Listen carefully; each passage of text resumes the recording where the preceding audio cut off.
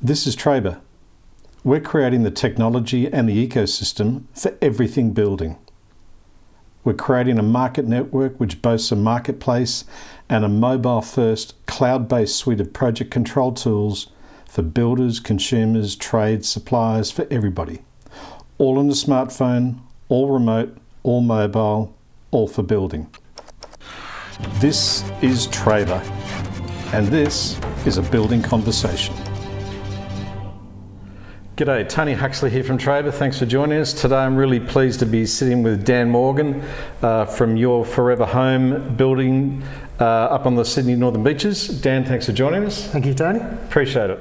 So tell me, thinking back to 2020 when everything was sort of looking like it was going pear-shaped, the government in their infinite wisdom introduced a thing called the Home Builder Grant. Mm-hmm. From your perspective, what impact did that have on the market, if at all? For me, on Northern Beaches market, North Shore, zero impact. Yep. Because of the way that they've actually produced it. If you will say in regional Australia, huge sort of impact. I've heard that. Yeah. I've heard that. Yeah. So it's for me because all my clients didn't qualify at all. Yeah. So it made zero. Yeah, the framework they had around it was like salary and property value and everything. So they didn't qualify in pretty much all aspects. Yeah. So at the end of the day, most of them were impacted by COVID, but then the impact was different. They just said, look, let's keep going. If you know what I mean. They all had projects started, so we all just go, you know what, we've waited this long, we're going for it. Yeah, it's interesting though you comment about the regional impact, because we've heard that from a number of our users and a number of builders that we've interviewed for our podcast series have said a really similar thing, that regionally, people they know or relatives that are in the building industry in the Blue Mountains or Midwest or whatever. Yeah. Or Queensland or Victoria, it's just massive sort of booms, which is great because they're probably the ones most at risk, to be honest with you. Indeed, yeah, outside the metropolitan areas. That's exactly it.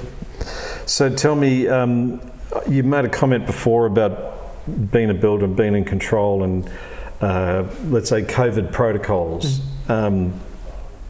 How conscious or aware do you think the industry is now about that? Very. Yeah. I think as a whole, everyone has stepped up towards it, especially all my suppliers have majorly stepped up. It's changed the industry in the way that everything happened.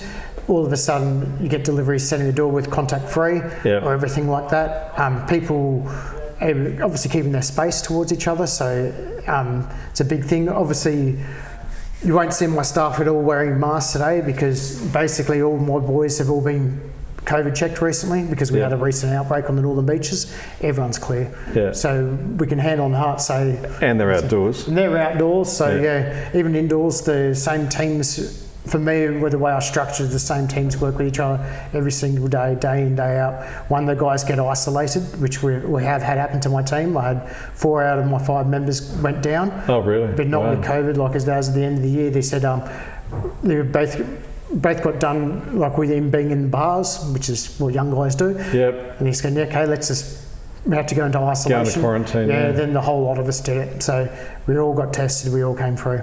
So I think it's a huge game changer. I think as a country we've managed incredibly well. Yeah, and across the industry, I'm sure you talk to your mates and friends and associates, you're finding that everyone's, I don't know, stepping up in that sort of sense? Yes, they are. I think everyone's exceptionally aware of it.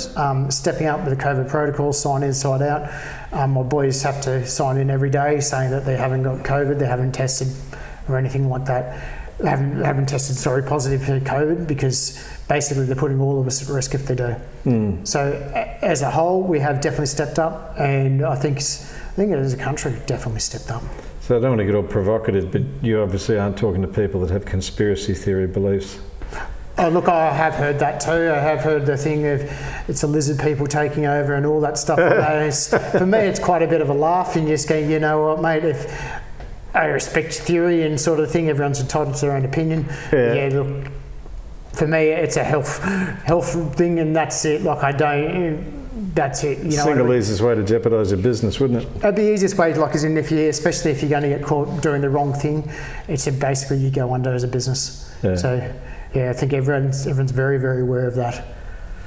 Interesting. So listen, just before we were on camera, you and I were chatting about some updates to, I won't say legislation, but regulation. Yep. And it's a never-ending sort of process, that thing, isn't it? It's just constantly, it's constant alerts. I'm part of the Masters Builders Association, constant alerts from my insurance providers and everything like that. It's just keep on top of everything. Compliance it's nearly a full-time job. Thanks very much for joining us, Dan Morgan from Your Forever Homes. Appreciate it. Good to meet you. Thanks for your time. Thank you, mate. Cheers.